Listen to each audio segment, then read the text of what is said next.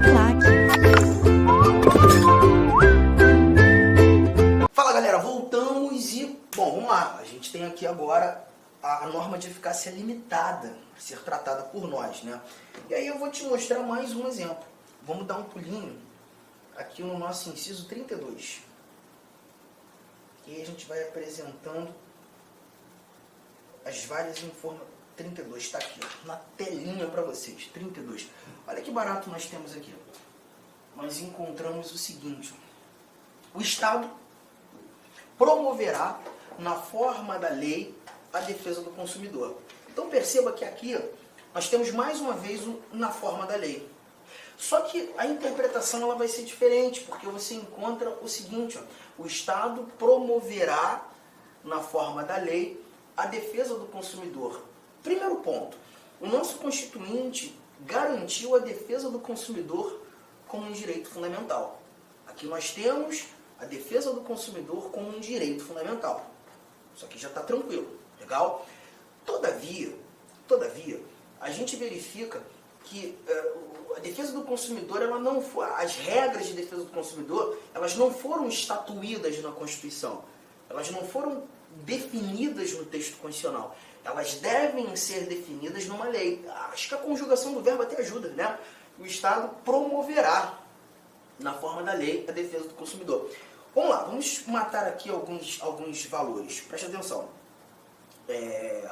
Nós temos a Constituição nascendo em 1988. Então, em 1988, a gente ainda não tinha uma lei definindo as regras de defesa do consumidor. Aí, em 88, nasce a Constituição exigindo essa lei, exigindo que o Estado promovesse, na forma da lei, a defesa do consumidor. O Código de Defesa do Consumidor, conhecido Código de Defesa do Consumidor, ele nasce em 1990, que é a Lei 8.078. Aquela lei, a Lei 8.078. Então, o legislador, ele obedeceu essa ordem constitucional, já que a Constituição exigiu que o Estado promovesse, na forma da lei, a defesa do consumidor, o legislador foi lá e criou a lei, obedecendo essa determinação constitucional. Nessa linha de raciocínio, a gente verifica que a norma constitucional, ela só trouxe a defesa do consumidor como direito, mas não falou mais nada sobre. Houve a exigência de uma complementação. E o que isso nos reporta?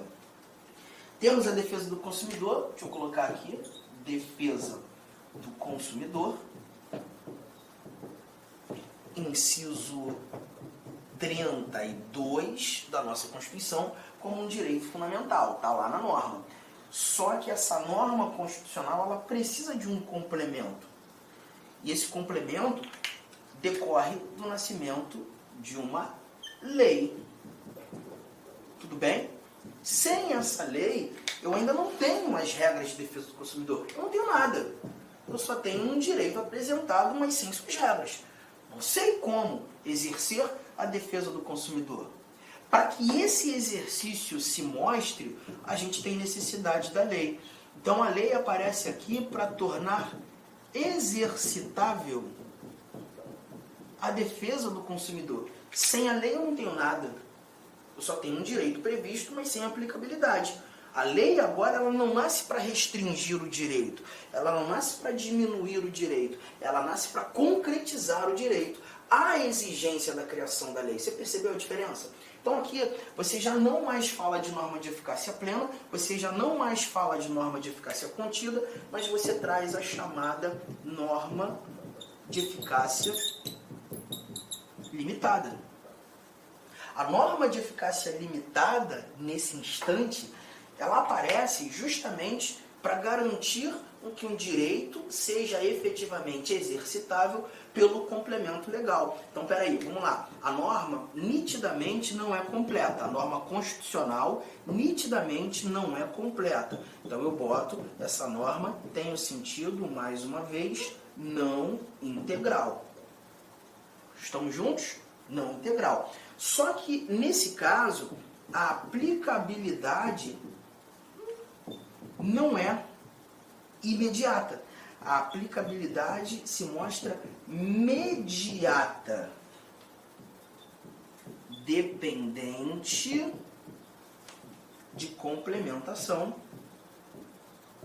dependente de complementação legal. Então, eu só vou ter efetividade na norma a partir do momento que surgir a complementação. E é essa complementação que vai fazer com que o exercício, com que a proteção, com que aquele direito seja genuinamente exercido por mim e por você. Para alguns doutrinadores, lembra, Maria Helena Diniz, né? Ela traz outros nomes e ela diz que essa norma é uma norma de eficácia relativa, de novo traz como relativa, mas diz ser dependente de complementação.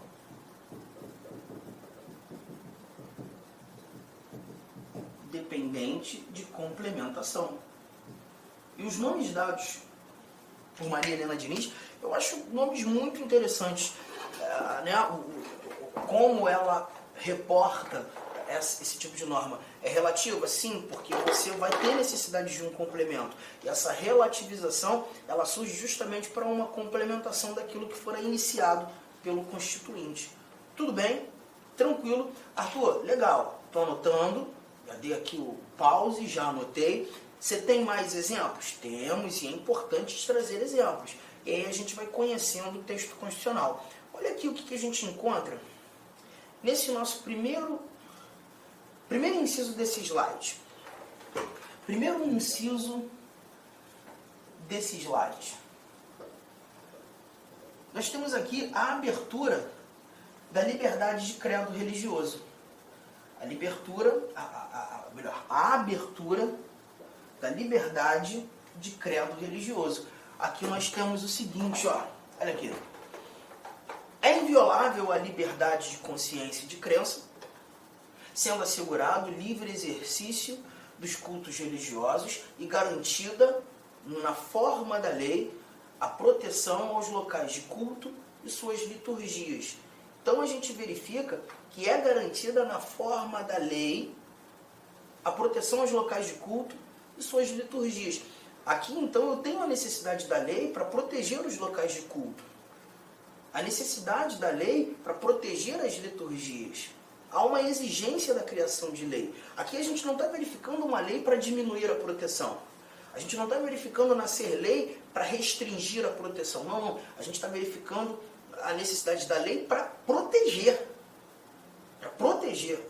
Norma de eficácia limitada. Assim como no inciso 6º, 7º, olha aqui, ó, é assegurada nos termos da lei a prestação de assistência religiosa nas entidades civis e militares de internação coletiva. Esse inciso é legal porque quando a gente fala de prestação de assistência religiosa, por exemplo, nas entidades civis, a gente verifica religiosos que vão a hospitais, por exemplo, né, para levar a assistência religiosa. Em entidades militares, nós encontramos, tanto nas Forças Armadas quanto nas Forças Auxiliares, polícias militares, bombeiros militares, a figura do capelão, né, que já é um militar, né, que já cumpre o oficialato, que está lá justamente para prestar assistência religiosa. Só que, Arthur, todas as religiões podem levar assistência religiosa, por exemplo, nas entidades militares, qualquer religião, um indivíduo pode se tornar capelão? Não, aí você tem a necessidade que lei regulamente isso, né? Hoje, salvo engano, você tem algumas ramificações religiosas, como o protestantismo, como o catolicismo, salvo engano, o espiritismo, líderes espíritas também, né? Pastores, padres, líderes espíritas, mas você não tem para todas as religiões. Você não tem para todas as religiões. Então, essa prestação de assistência religiosa em entidades militares precisa ser regulamentada em lei. E quando do regulamento em lei, nós teremos a oportunidade que essa prestação de assistência religiosa seja garantida. E aí a gente chega a um ponto.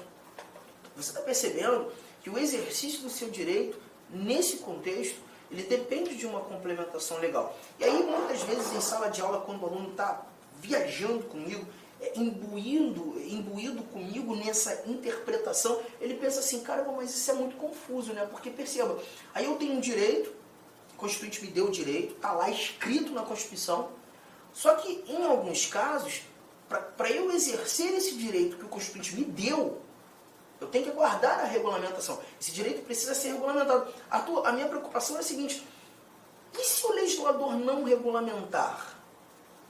Se o legislador não criar a lei que o Constituinte exigiu nascer para que o direito seja efetivamente exercido por mim? Eu fico no prejuízo? Num primeiro momento a gente pensa em prejuízo, sem dúvida alguma. Num primeiro momento a gente verifica um prejuízo, porque você tem um direito que você não pode exercer, porque o legislador não fez a parte dele. E aí esse prejuízo deve ser entendido como uma violação ao direito. O poder público está violando o teu direito, não por uma ação, mas por uma omissão.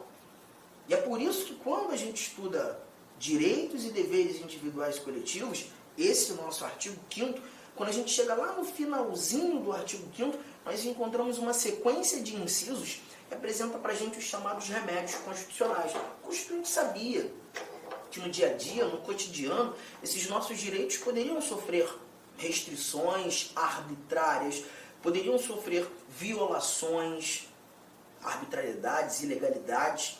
E para essas legalidades, para essas arbitrariedades, ou até mesmo uma omissão que configura uma violação, que é o caso aqui, o Constituinte nos deu remédios, que são ações judiciais, com regra geral, e nós teremos a oportunidade de levar ao conhecimento do Poder Judiciário, falar para o Judiciário, o Poder Público violou o meu direito. O Judiciário aqui, o Poder Público atingiu o meu direito. O Poder Público não fez aquilo que deveria fazer e isso me gera um prejuízo. E o Judiciário vai ser competente para resolver o problema.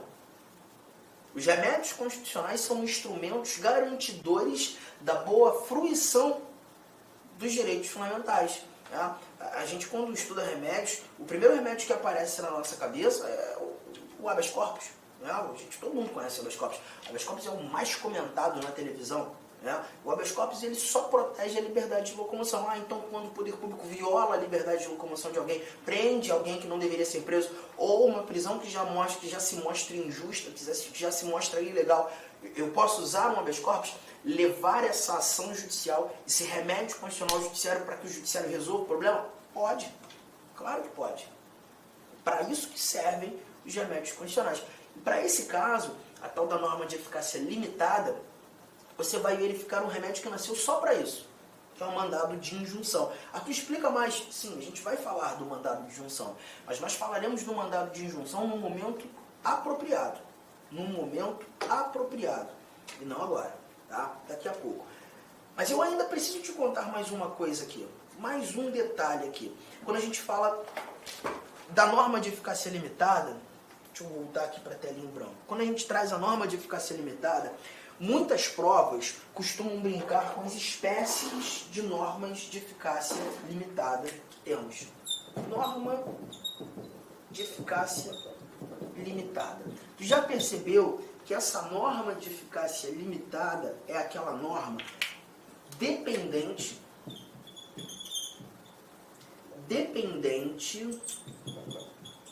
de complementação legal. É a norma não integral, é a norma não suficiente, precisa ser complementada. Só que essa norma de eficácia limitada, ela apresenta para a gente duas espécies. Ela pode ser chamada de norma de eficácia limitada programática, ela pode ser chamada de norma de eficácia limitada institutiva.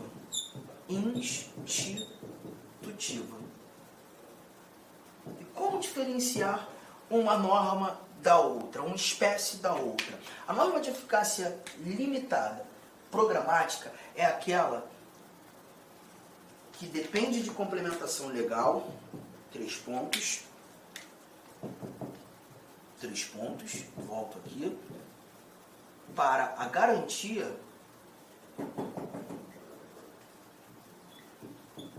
de exercício dos direitos fundamentais. Para a garantia dos direitos fundamentais. Arthur, exemplos? Já te dei. Quando a gente verifica por exemplo, a defesa do consumidor como um direito fundamental, a defesa do consumidor como um direito fundamental, todavia, há necessidade de um complemento para que esse direito fundamental seja genuinamente exercido por nós, você está falando de uma norma de eficácia limitada programática, que é um direito fundamental que só será realmente exercido, só será realmente garantida a proteção que na norma a gente encontra quando da complementação legal. Quando a gente falou da prestação da assistência religiosa, vamos imaginar que você seja budista, que tenha a pretensão de levar a prestação da assistência religiosa, a sua ramificação religiosa às Forças Armadas. Inicialmente eu quero pedir licença aos seus estudos, pois interrompi, mas esse vídeo é um vídeo demonstrativo do nosso curso completo, ponto a ponto, 100% focado no concurso de Astolfo Dutra do município para o cargo especificamente de guarda municipal. Tá certo? Cara, vem estudar com a gente. Essa aula é uma aula demonstrativa. Nós colocamos aí apenas 150 vídeos. Nós temos muito mais vídeos, eu tenho certeza, mas certeza absoluta, se você cumprir a nossa metodologia, o nosso personal coach, aqui na Lá Concurso você vai ter uma metodologia chamada personal coach. Personal significa pessoal e coach significa treinador. É o estudo em regime de metas. Isso é só aqui na Lá Concursos e eu tenho certeza que você ficará super satisfeito. E para você aí do município, promoção, investimento apenas R$ 100. R$ 100, é isso mesmo. O que você faz com R$ 100? Professor, parcela em 10 vezes sem juros ainda esses R$ 100. Então vem estudar conosco aqui da LAC Concursos. Forte abraço, espero vocês. Tchau, tchau. Clique lá